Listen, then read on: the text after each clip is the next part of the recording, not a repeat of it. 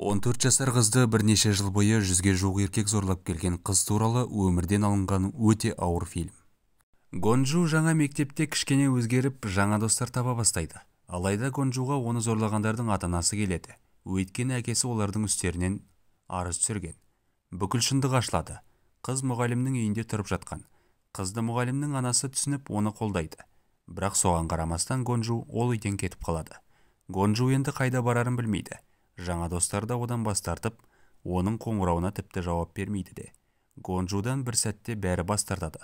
Ол әділетсіз әлемде жалғыз қалып қояды.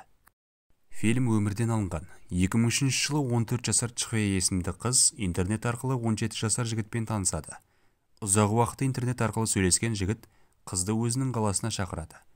Ол келген кезде оны өлтіріп сабап, 12 еркек оны зорлап, оны қоймай бәрін видеоға түсіріп алады. Сол кезден бастап оған қоқан-лоққы көрсетіле бастайды. Видеоның шығып кеткенін қаламасаң, 12 және 15 жасар әпкең мен сіңіліңді алып кел деген талап қойылады.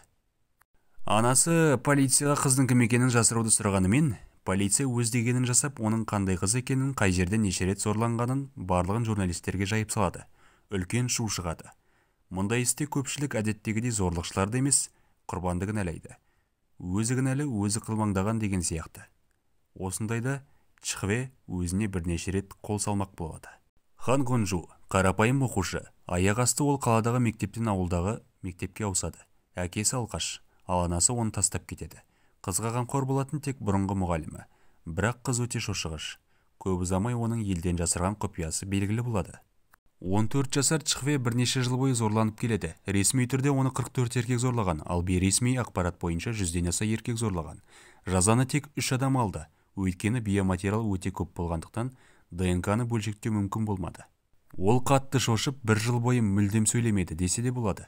Қызға бірдеңе болғанын түсінген тәтесі оны қыздың анасына айтады, ал ол полицияға арызданады.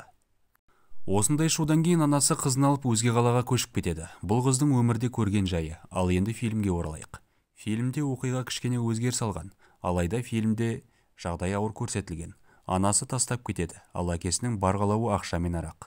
Гонжумен бірге зорланған қыз өзіне қол салып қайтыс болады. Енді тек Чонжуге көмектеспек болған мұғалім ғана қалады. Фильмнің соңы дәл өмірдегідей жағдаймен аяқталады. Фильмнің аты Хван Гонжу. Фильм 20-ға жуық киножүлделерді жеңіп алды. Үздік фильм, үздік актриса, үздік сценарий сияқты номинацияларды жеңіп алған туынды.